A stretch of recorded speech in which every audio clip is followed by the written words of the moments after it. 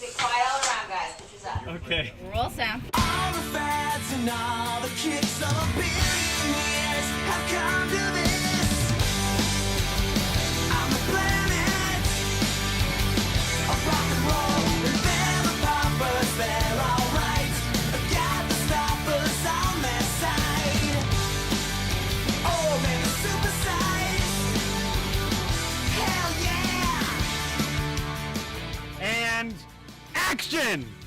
I didn't know I wasn't supposed to kill him. I mean, I'm just learning. How am I supposed to know unless you teach me?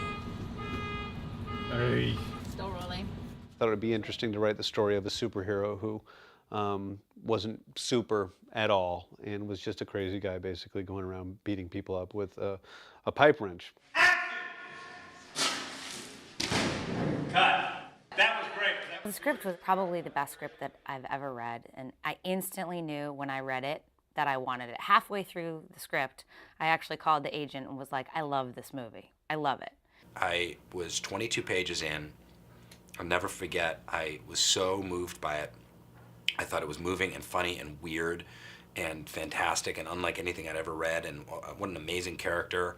So I texted James and I said, I'm only on page page 22, but no matter what, I am in. Count me in. I said, my hands are trembling. Action!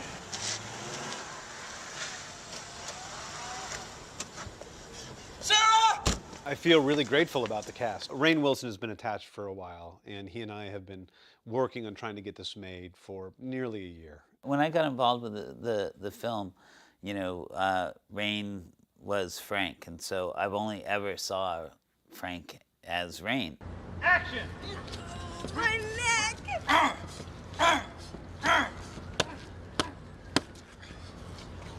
Don't steal! It's a really violent movie, and it is, especially in the last third of the movie, I'm really called upon to be an action hero. And I don't really work out. I didn't really get into shape or anything like that. But I did go to a gun range. Michael Rooker took me to the gun range. Rainn is going to try shooting from the hip this time, because as you know, when you're fighting bad guys and you're a superhero, you can't always aim. You don't have time to aim really well. So this time he's going to try shooting from the hip. You ready to go? Guns. We need lots and lots of guns. Matrix. Okay, go All right. for it. Safety off.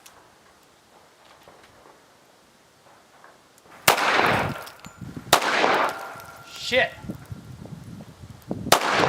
Fuck me!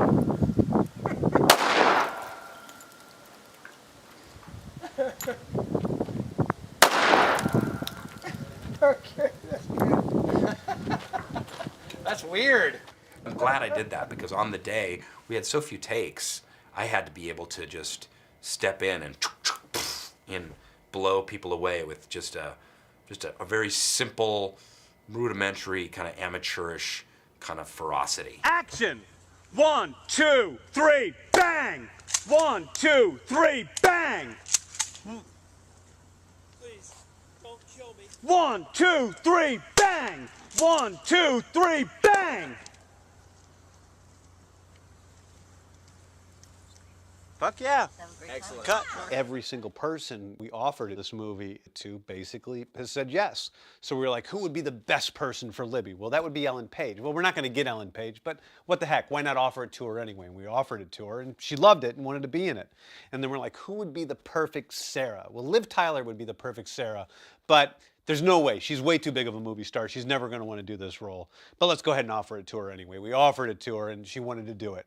I read it and immediately just was like, oh wow, this is actually friggin' awesome, and I would totally love to play this girl. It's just so well written, and there's something so original about it because it is very funny and it is very dark, but there's such a heart to it, and there's something so touching and almost like a fairy tale element about it that's really great, you know?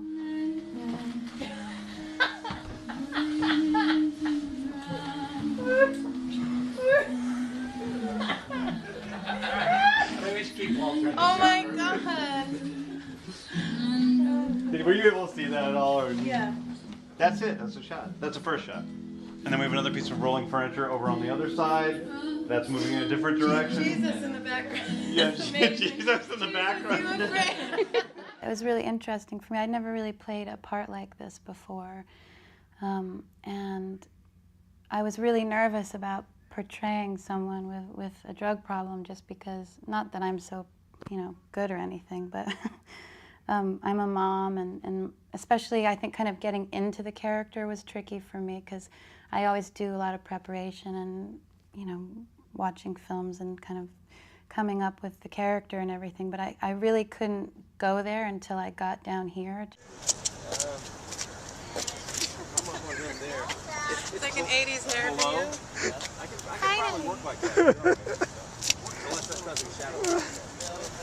How I get dizzy? Drunk? Let's try it. It took me like 3 days to kind of get into her fully and just shed that stuff of like, I couldn't really prepare being a mom every night, putting my son to bed and then pretending to nod out in the corner.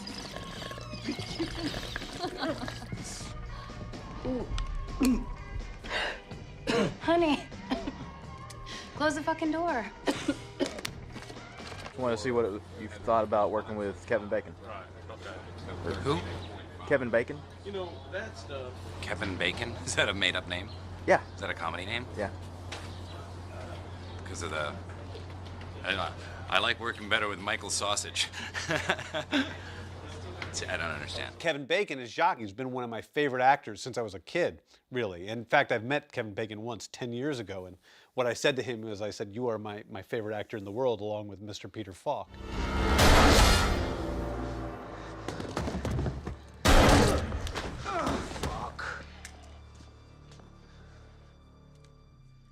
Nobody can blame me for this, all right? I mean, we had a fucking deal. I'm just doing what's fair. He's doing all these, really horrible things, and yet he just doesn't quite see that there's anything wrong with his approach to the world, I mean, it's kind of the true sign of a sociopath. Set. Action. Oh, he's just some guy whose wife I boned. Come on, fellas, you can't do this to me. I spent a lot of fucking time setting this up, all right? Mr. Range, sir, you fucking asshole, you listen to me or what? Cut, great. Andre Royal in my lavish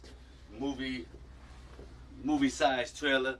Fuck you, Will Smith. Okay, I'm getting there. I'm having so much fun on the set watching a cast of actors who are all like top notch coming in just for roles. It's Greg Henry coming in to do Detective Faulkner for 2 days. It's Michael Rooker, who's my friend, who's playing the role of Abe, Jacques' henchman. My brother Sean and Linda Cardellini from Freaks and Geeks and Scooby-Doo coming in and playing the pet store employee for 1 day. And Nathan Fillion, who plays the Holy Avenger. More importantly, you're the only ones who haven't forgotten how important it is to fight evil in all its forms, not just give in to Satan, because it's easier that way.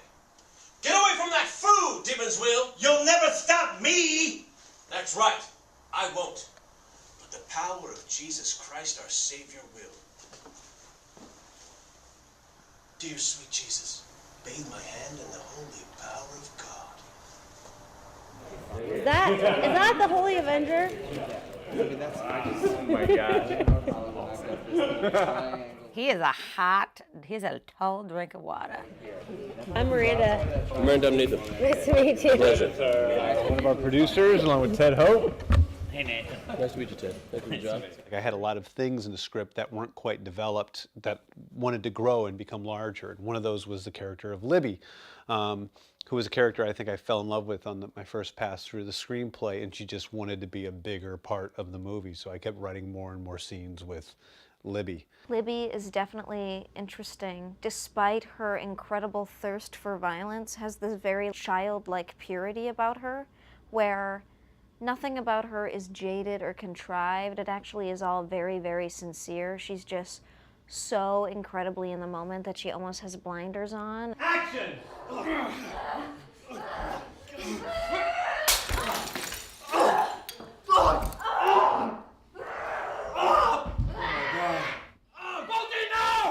The whole film has just been fun because I'm in a position where I can just kind of go out there and throw the shit against the wall and see what sticks. And James has been like really supportive of trying to approach a character with a certain kind of abandon and try different things take to take. And even though we're not doing a lot of takes because it is, you know, a low budget thing and the speed is incredibly fast, I feel like it has been a chance to kind of experiment. Do you think this is about good and evil? This is about I had her and you didn't. This is about she loved me more, you fucking cocksucker, because I am fucking interested. James has the entire movie in his head, but he hasn't left it there as some directors might. You know, he's committed it to shot lists and to storyboards and shooting diagrams. It is incredibly refreshing to be able to look at the next day's work, show up on set, and actually have it run according to plan. Most large budget movies can't do this. Wow. And that's just here, that's not in the visual effects. Yeah. I think it'll work. In a low budget movie, you have a lot of challenges. You know, you don't have enough money to shoot for 50 days when it would be ideal. So you really have to go, okay, what is the best way to shoot this, considering what our limitations are? And he was so great in recognizing that and being able to think out of the box of how to shoot this movie. We decided from the very beginning that we needed to create on set what we call a culture of speed. Part of the culture of the set itself is this thing of moving very, very fast. And it's a pace that you wouldn't be able to keep up with on a normal Hollywood movie schedule. I shot Slither for 47 days. If we were shooting for 47 days straight, we would never be able to keep up this pace because we'd simply be too exhausted. I really like that pace as an actor. Does that work for every form of filmmaking? Of course not.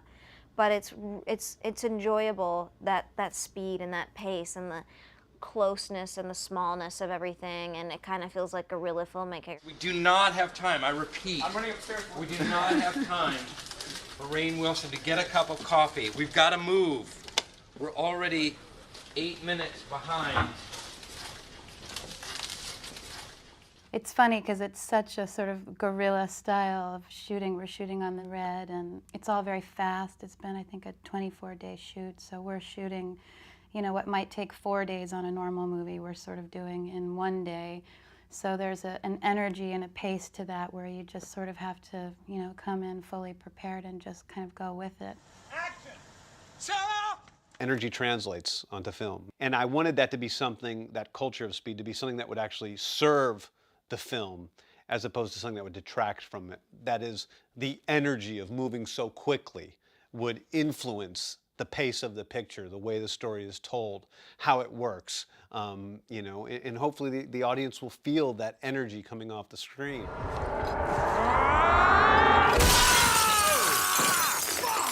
the fuck is that? Face the wrath of the Crimson Bolt!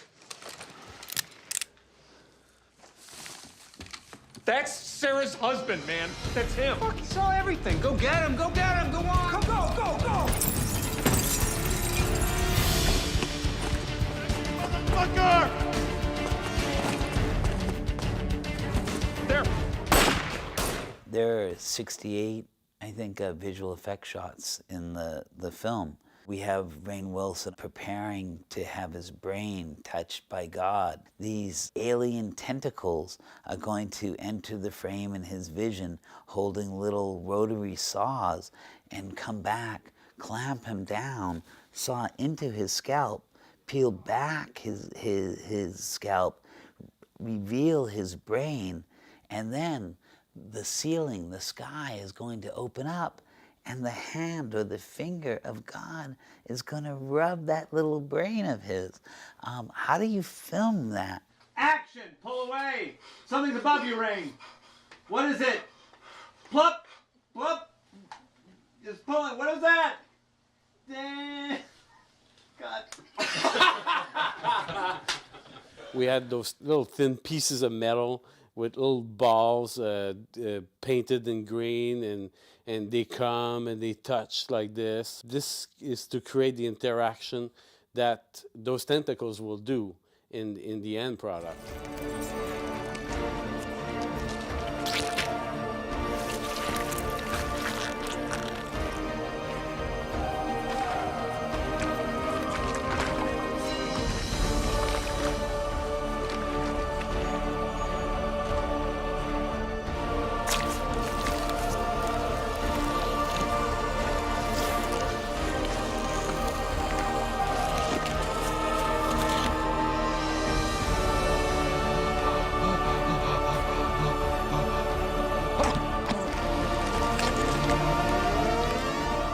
So I wanted to say a few things about James Gunn. He has dyed spiky hair, like very similar to Cyndi Lauper's, which can be disconcerting. However, he's a truly great director. In all seriousness, he can make things explode and look cool. It's ridiculous. Hey, Mark. Hey, Mark. I think my favorite scene to shoot was lighting the guy on fire, simply because I've never done it before. The point of view, he looks in his hands, there's a tripwire there. We're on him, he realizes there's, liquid all around him. Point of view, he looks and sees the gas can, pans over to see Frank with a match, which he drops, at which point the guy bursts into flames, and we'll have two cameras on him, a medium shot and a wide shot. Roger, right away. Here we go, right away. You're lit! Call!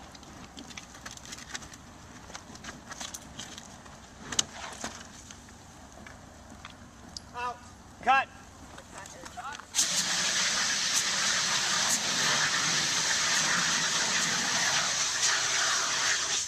Good. Cut. Good. Hooray! Thank you. That was fucking beautiful. Thank you. Thank you. I've been making movies for a long time, and frankly, a lot of it is it's